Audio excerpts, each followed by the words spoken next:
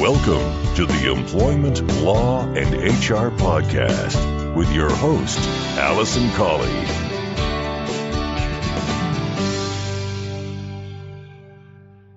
Hello and welcome to this episode 182 of the Employment Law and HR Podcast. I'm your host, Alison Colley. I'm an employment solicitor and HR specialist, and I run the firm Real Employment Law Advice, where we provide advice and assistance to employers and employees on all aspects of employment law. If you are an employer or an employee who's having a problem at work and you would like some advice, then you can get in touch with myself or any member of my team for a free, no obligation consultation. You can contact us by email. My email is alison@realemploymentlawsadvice.co.uk or by telephone on our head office number, which is 01983 897 003. In this week's episode, I'm going to be covering the changes or proposed changes to flexible working and a little bit of a recap on the flexible working regime as it currently stands. So without further ado, I'm going to get into this week's featured content.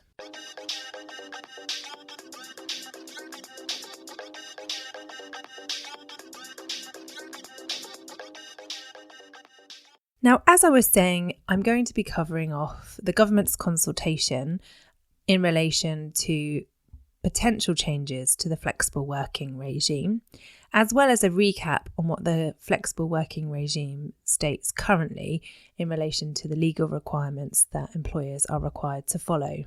Now, many of you may have heard about the flexible working consultation because it hit the headlines when initially it was proposed that flexible working would become the default, so that, in essence, one of the proposals was that an employer would have to justify a decision not to offer flexible working, rather than it being a situation, as it currently is, where employees would make a request for flexible working that would then be agreed by the employer. So on the 23rd of September this year, 2021, the government published a consultation document called Making Flexible Working the Default.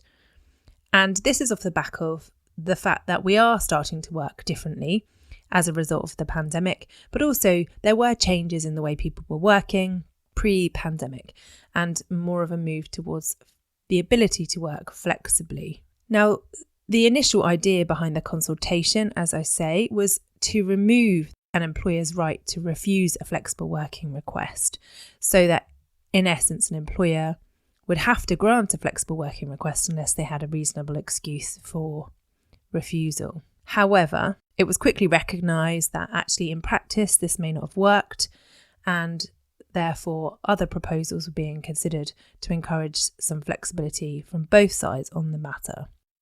Now, the consultation ended on the 1st of December, and the outcome should be published shortly. And once the consultation has been analysed and put together, the outcomes of it, then the government will look at whether there will be any changes to legislation as a result. So either way, it's not likely to be a change that happens quickly, but it's certainly something to have on your radar for the potential for the future. So what is the current policy in relation to flexible working? Well, currently there is a legal right to make a request for flexible working, which I'm sure you're aware of. And this can be a request to reduce or vary hours or times of work, a request to reduce or vary days of work, or a request to work from a different location, for example, in a different office or remotely from home. And if an employee makes any of those requests, then it should be treated and dealt with as a formal flexible working request. Currently, an employee with at least 26 weeks continuous employment can make a flexible working request. So an employee has to have been working with you for at least 6 months before they can make their first flexible working request under the law. Now, of course, within your own organisation, you may have a different policy, or you may have a more flexible regime in relation to flexible working requests. Oftentimes, employers will allow employees to make requests, and it's at their discretion to grant them outside of the normal legal requirements. But as a very minimum, an employee has to have been employed for 26 weeks if they are following the legal flexible working request regime. And again, to be eligible to make the request, an employee must not have made one within the last 12 months. So if an employee makes more than one request in 12 months, you don't need to consider that second request under the legal regime, but again, you may have in mind that you would do so informally or under your own policy or procedure. By law, once a request is received from an employee in writing, the employer needs to deal with the request in a reasonable manner and within a 3-month time limit. Now, that 3-month deadline can be extended by mutual agreement between the employer and employee if, for example, a trial period is required. So let's just say an employee makes an application for flexible working and you as the employer think that possibly you can agree it, but you'd like to trial it first. Let's say the employee wants to work from home part of their working week, and you just want to see how that goes in terms of their performance and productivity and communication. You can agree potentially a 3-month trial period on that, and therefore agree to extend the time limit within which you will decide finally in relation to their flexible working request. Now, if an employee wants to make a flexible working request, then their request should be in writing.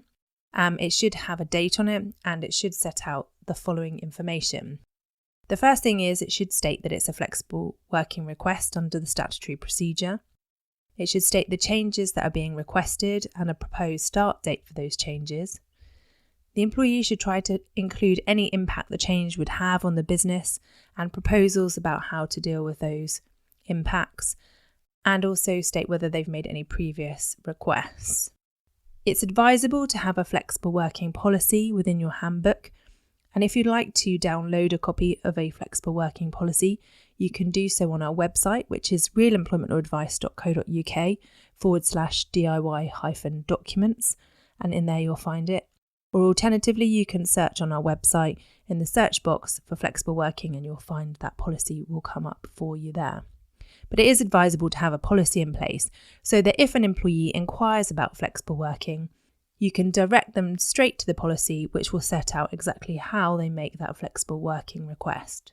Now, if an employee makes a request verbally or in an informal correspondence like an email or something, and you're not sure that they've fulfilled these requirements and you want them to, you can go back to them and say, if you'd like to make a flexible working request, I suggest you have a look at our policy.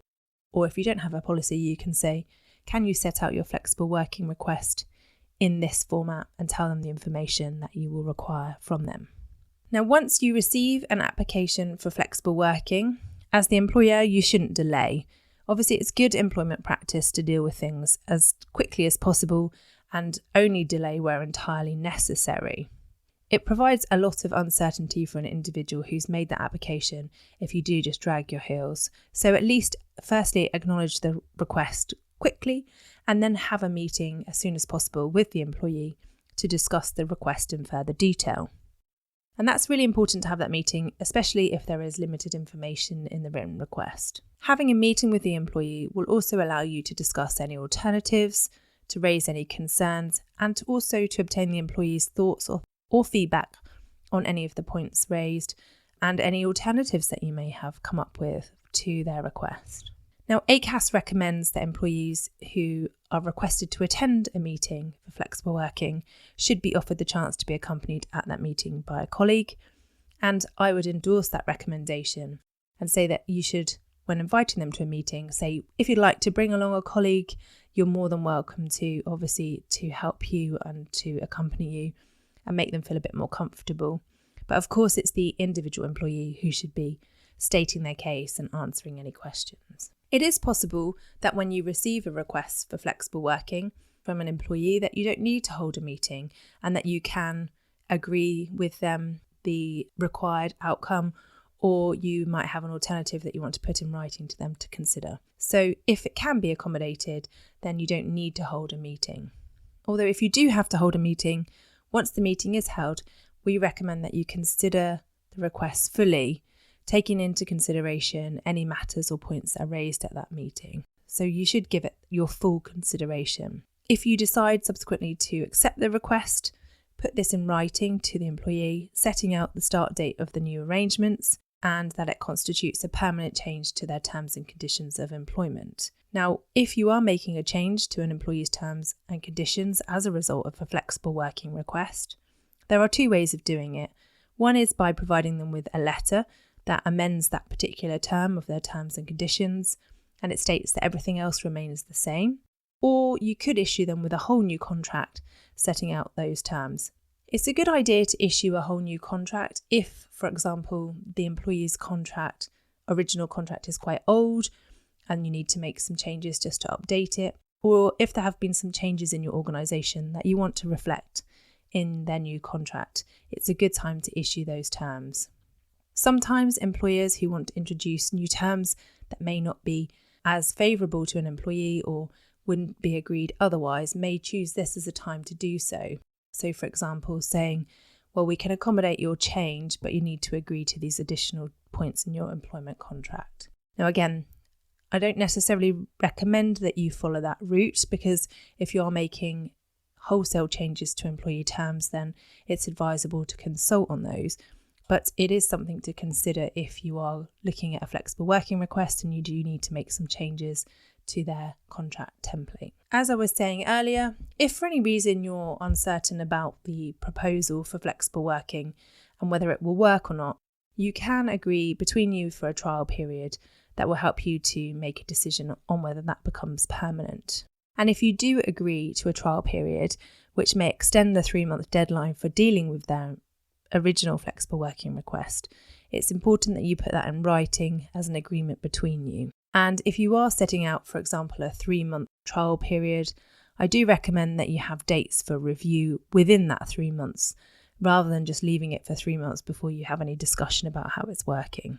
Now, if for any reason you need to reject the request for flexible working, so having considered everything, you decide actually we can't do this, then there are currently only 8 legal grounds which you can rely on for rejecting a request. So if you reject a request for flexible working, you must have one of these 8 reasons, and you must state that that's the reason for your decision. Now, the 8 reasons are: 1, the burden of additional costs; 2, detrimental effect on the ability to meet customer demand; 3, the inability to reorganise work among existing staff; 4, the inability to recruit additional staff; 5, the detrimental impact on quality; 6, the detrimental impact on performance; 7, insufficiency of work during the periods the employee proposes to work; and 8, any planned structural changes.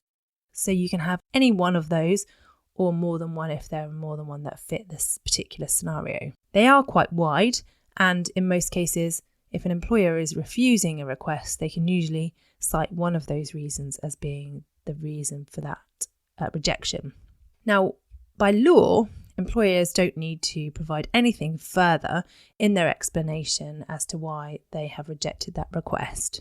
However, my advice is to try to provide some kind of narrative to accompany one of those 8 reasons, just so that you're giving the employee a fair chance to understand why it is that, for example, there's a burden of additional costs that may mean that you can't agree to their request. It is, of course, important to get the reasons right and to give, as I say, due consideration to the request, and to understand that an employee may be entitled to bring a claim in the employment tribunal if you get it wrong in terms of the reasons or the process that you follow and you have rejected an application. And of course, employees have the right to appeal against that decision if they wish to. So to summarise, the legal requirements in relation to how you handle a flexible working request are set out very clearly and are easy to follow, but it is important to understand that you must follow those steps, in particular in relation to the reason why you might reject an application. So what are the proposed changes in relation to flexible working under the legal regime? Well, there are currently 5 changes that are proposed. The first is to make the right to request flexible working a day 1 right. So that means that they don't have to have been employed now for 26 weeks to qualify to make an application.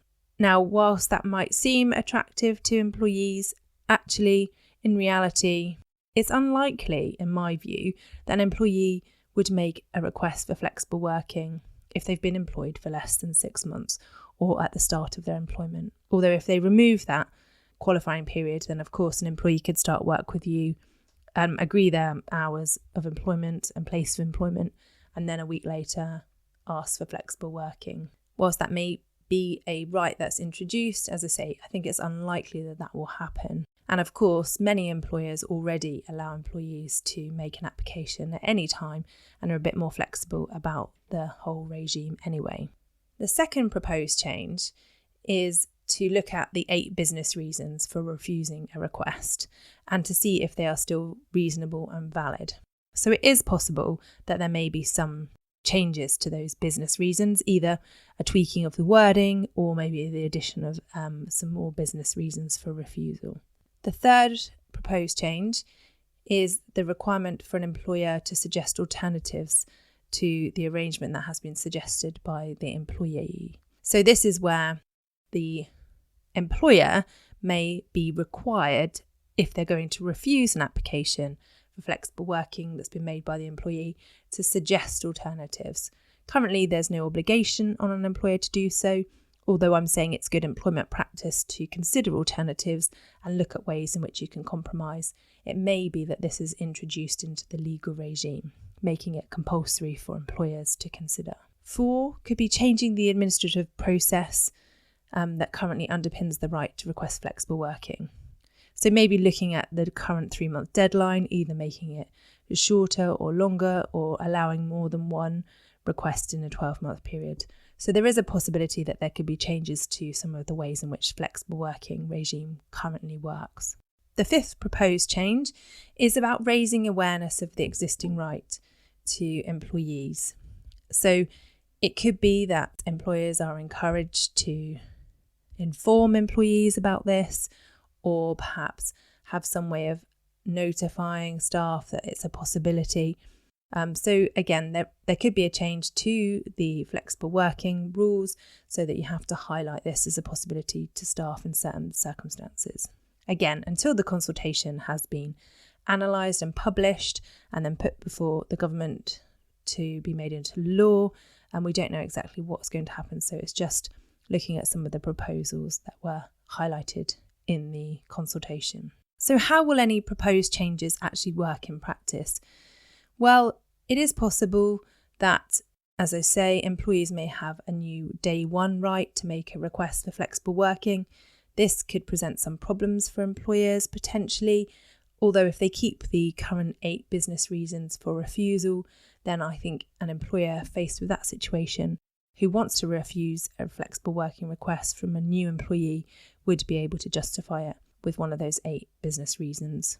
It could create additional administration for employers if employees are allowed to make as many requests as they want in a year, for example. It may mean that employers could become overwhelmed with the number of applications. I think it's unlikely, but it's a potential if that 1 per year is removed. And I do think it's unlikely that there are going to be wholesale changes to those 8 business reasons for refusal. There needs to be weighed up within the whole process here the ability for employees to make an application and to be considered fairly, but also an employer's ability to be able to manage their business and not have to be overly burdened by introducing flexible working changes that may not work for the business. I think ultimately, unless some radical change takes place in relation to the flexible working legal regime, it's unlikely to have a huge difference. I just don't think personally that the Conservatives have the appetite for making a wholesale change to the flexible working regime. And with lots of these things, and what I've talked about in the past, the changes are actually being driven on the ground by employers and employees. I think an employer who doesn't look at flexible working these days and doesn't embrace potential applicants who want to work flexibly will struggle to recruit the right talent and good quality loyal employees in the future. So yes, whilst there may be changes to the legal regime, actually what is happening within good employers and good HR practice is that flexible working in practice is being agreed much more readily and being looked at in a much more fluid way than the legal regime requires. So just to summarise, in relation to flexible working, there is a legal regime that employers must follow, and if you get that wrong and there's a dispute with the employee, you could end up with an employment tribunal claim against you. But more importantly, I think employers should have a policy in place which embraces the possibility of flexible working within what the business parameters can cope with, but also encouraging a better work-life balance amongst all staff. And I do think that actually one of the things that's missing is employers highlighting to all staff that they have this right to make a flexible working application, because many times employees still believe that it's just available to those with childcare or caring responsibilities. But actually, the flexible working regime under law is available to anyone. So there we have it. That's a quick rundown of the current flexible working process, the consultation highlights, and some things that may change in the future in law. If you have any questions about flexible working or you want any information or advice, then you can get in touch with me directly. My email is alison@realemploymentoradvice.co.uk. I will put some links in the show notes for this podcast on our website and within the show notes on all of the places that you find the podcast, with links to some more resources about flexible working, including that free flexible working policy that you can download on our website. All the information you may need is available at realemploymentoradvice.co.uk. I hope that you have a fantastic 2 weeks and look forward to bringing you the podcast again in a fortnight. Thanks again for listening. Just want to finalise by saying I wouldn't be a lawyer unless I had a legal disclaimer. So I must just say to you that the information in this podcast is for information only. It's general review and a general update. It's always necessary to get specific legal advice about your circumstances. So please don't rely on anything that you've heard in this podcast. But please do feel free to contact me if you'd like further information or specific advice.